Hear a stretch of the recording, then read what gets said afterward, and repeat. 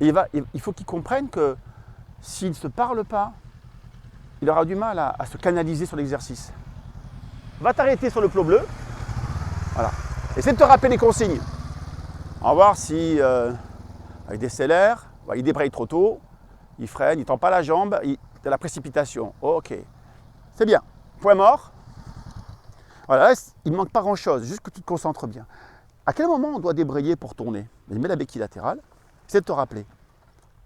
Voilà. À quel moment tu dois débrayer? En fait, tu te rappelles à peu près il faut débrayer?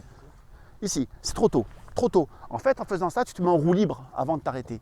Moi, je te conseille de débrayer. Il faut arriver au ralenti. On ne doit pas arriver de la vitesse. Tu es au ralenti. Donc, tu as coupé les gaz, tu es au ralenti. Quand la roue avant est à peu près 50 cm avant le cône, tu peux débrayer. Tu te rappelles ce qu'il faut faire pour avoir une inclinaison performante? Tu te rappelles un peu? On fait quoi? Alors, les épaules à gauche, mais surtout le petit coup de guidon à gauche qui va te déséquilibrer. Bon, après ça, ce n'est pas indispensable. Mais surtout, ce qui est important, c'est que quand tu tends la jambe, on dirait que tu te précipites, tu sais, à mettre le pied à la fin. Alors que moi, je t'invite à marcher. Ça donne ça. Ça.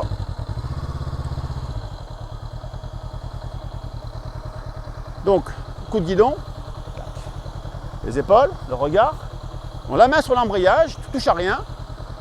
Un doigt sur le frein, je débraye, je tends la jambe. Regarde. Ce que j'ai fait là, c'est possible ou pas à l'examen? On est autorisé ou pas? Ah ben si. Et intègre-le ça. Tu ne dois pas te précipiter à enlever la jambe, à la mettre à la fin en t'arrêtant brusquement. Et en démarrant, viens voir. Tu vas le faire devant nous. Hein. On va te montrer. En démarrant, vois ce qu'il faut regarder. Quand tu démarres. Voilà. En fait, tu vas fixer 20 cm à droite du cône, mettre tes épaules droites. Tu n'es pas obligé de te mettre en opposition. Droite, jambe d'appui droit. Et surtout, tu vas reposer le pied dans la zone. Là. Tu vas te stabiliser en démarrant. Comme ça. Voilà, tu poses le regard ici. Tu regardes le cône. En fait, ça, c'est ta barre de pole dance. Tu tournes autour, tu la regardes et tu lèves la tête. Là. Hop, les épaules, le regard. Allez, viens. Et pense. Là, ce que tu peux faire en arrivant, tu peux te commenter. Dire voilà, je arrive au ralenti en première. J'arrive au niveau du plot, 50 cm avant. Je débraye. Je mets un doigt sur le frein. Je tends ma jambe et j'accompagne ma moto gentiment. Bien.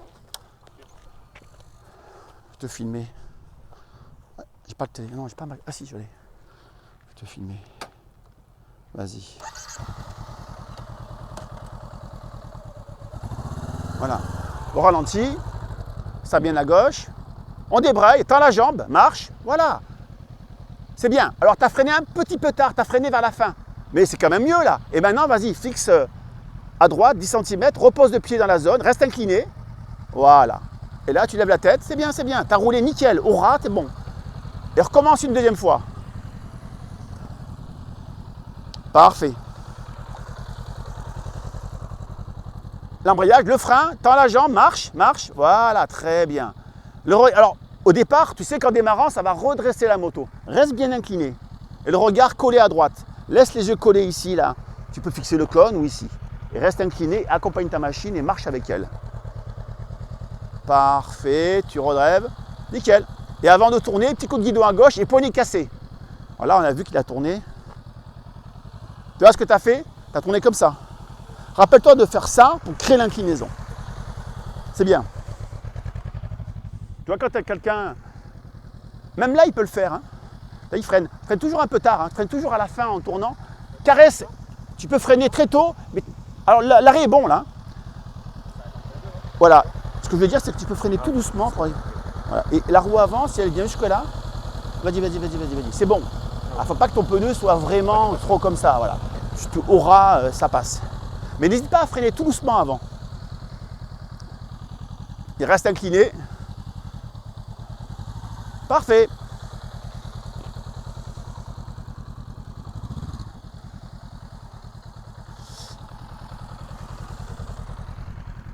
Freine doucement. Voilà. C'est bien.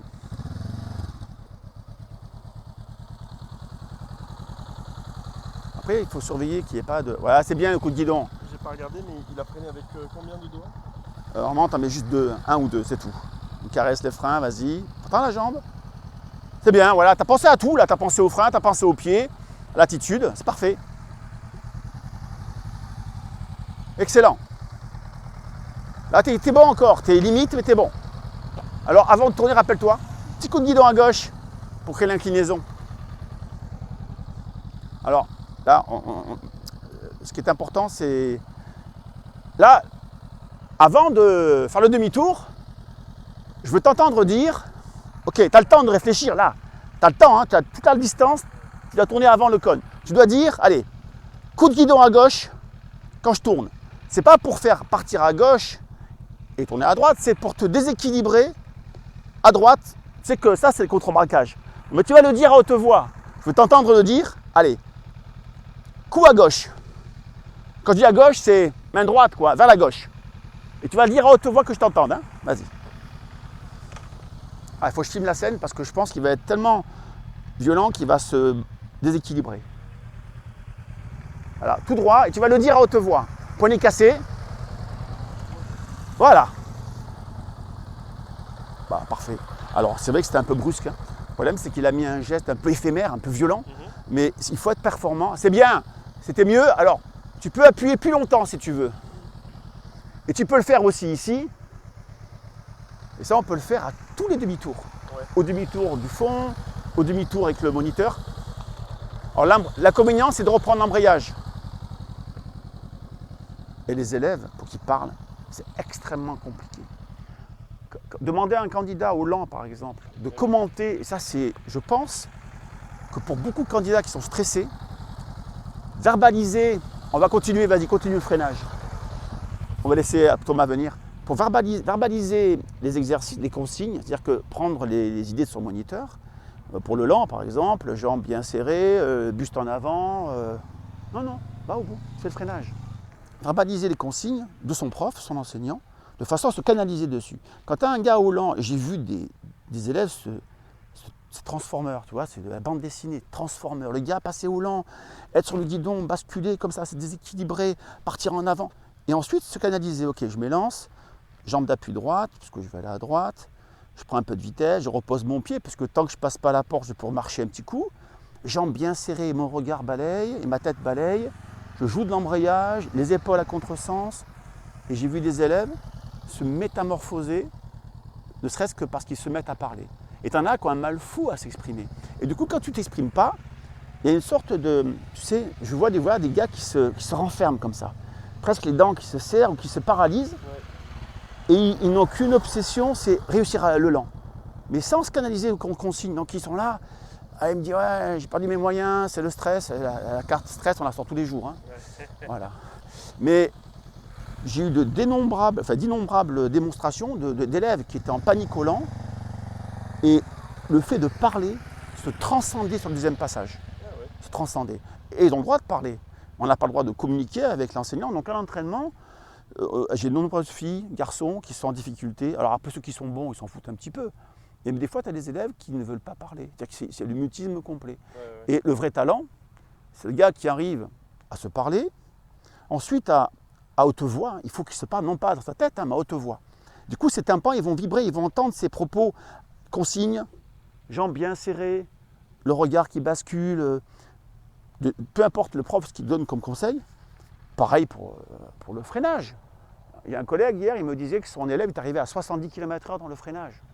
Ah, tu dois arrêter lancer, te mettre à 55-60 et voilà, et puis tu te parles. Allez, 55-60, je maintiens mon allure. Mais quand tu te parles, tu canalises ce que tu dis, ce que tu fais. Et donc, franchement, une fois que l'élève a acquis cette capacité de se parler, de se canaliser ces exercices, ensuite, s'il arrive à être globalement serein, il peut s'amuser à compter à peu près dans sa tête le temps qu'il passe au Lan. Parce que j'ai des élèves, j'en ai eu un hier. Il m'a fait le Lan en 21, mais c'était catastrophique. Non, c'était rock'n'roll quoi. À tout moment, il perdait l'équilibre, il se rattrapait. Mais quel intérêt de faire en 21-22 ? Tu as droit en 16 secondes. Alors j'étais en panique parce qu'il était en mode quasiment arrêté dans la porte ligne droite. Je dis mais poulet, avance, c'est bon, t'y es. Et donc c'est important d'avoir une notion du temps qu'on passe au Lan. Il voulait une mention. Ah, c'est ça. Alors, toi, il a freiné avant. On a vu la fourche légèrement s'écraser avant. Parce que là, il ne se parle pas. Il arrive, il voit la ligne, il voit c'est bon, j'arrive dessus, je coupe, je freine. Non, je maintiens l'accélération, je stabilise 55-60. Et le repère, c'est quoi? La ligne, c'est très compliqué de freiner à la ligne. Viens voir. C'est que à l'examen, la ligne, en plus, nous, à la piste, elle est un petit peu effacée. Il y a beaucoup d'erreurs de freinage. Énormément. Dans la matinée, sur 40 élèves, tu en as 20 qui vont freiner avant. Donc, ils recommencent une deuxième fois. Tu vois la ligne, ben, tu freines. Et du coup, si la moto s'écrase avant, c'est le risque. Quand tu demandes à un élève de freiner brusquement, la fourche s'écrase brusquement. Si le gars, il freine de manière sournoise, sournoise, ça veut dire quoi? Qu'il va freiner un peu avant, de l'arrière, de l'avant, là, mais léger, tu vois, la moto, on ne voit pas. Et qui va renforcer le freinage là, ça passera peut-être. Mais si tu es exigeant avec c'est ce que je fais avec les élèves, je dis planter le frein quand il faut. Mais l'inspecteur voit quoi? Il voit la fourche s'écraser. Et si ça se produit ça un tout petit peu avant, ben c'est mort. Voilà. Donc c'est la ligne. C'est la ligne. Donc le repère, c'est pas la ligne. On se rappelle que la ligne, c'est le repère, bien sûr, pour freiner, mais on se rappelle que c'est l'entrée du cône de l'évitement. Et quand je reviens au freinage, j'ai mon évitement à gauche, si c'est ce côté-là, et si c'est l'inverse, c'est en face. Et quand je suis à hauteur de l'entrée de l'évitement, c'est là où je prends mes freins et je plante mes freins. Parce que la ligne, c'est extrêmement dur de repérer la ligne en roulant à 55-60. Ouais. On va voir le freinage, regarde. Quand il freine, je regarde, je vois rien. C'est aucun écrasement de la fourche brusque. Donc il a freiné de manière progressive, alors que c'est un freinage qui est toujours dégressif, très fort. Il relâchait à la fin en s'arrêtant. Voilà. Mais là, il n'a pas osé freiner. Il manquait d'allure, il n'était pas à 55. Voilà.